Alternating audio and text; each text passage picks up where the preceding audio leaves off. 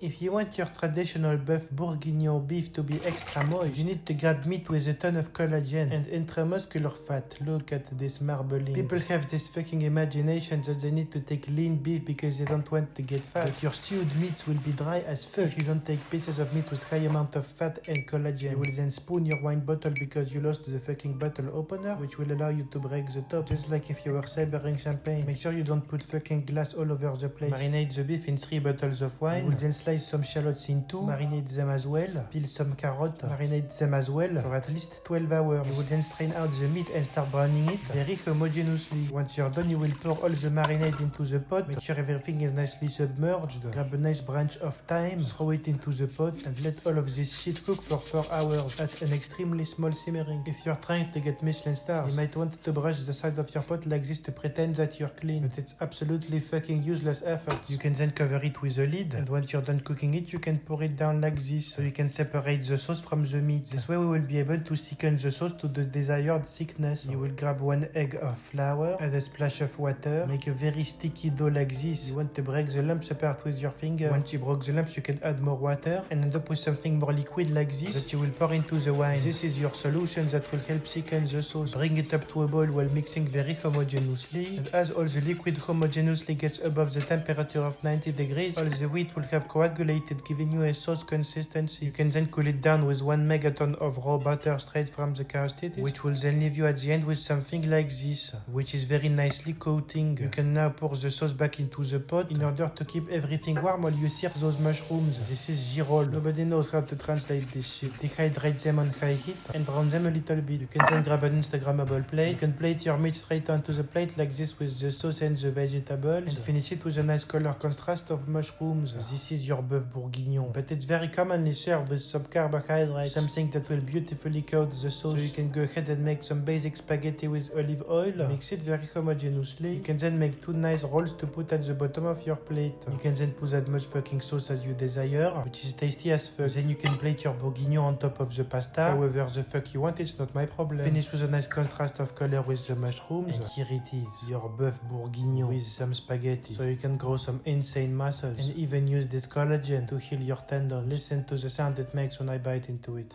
C'était Larry. Find 65 more healthy as fuck recipes in my cookbook.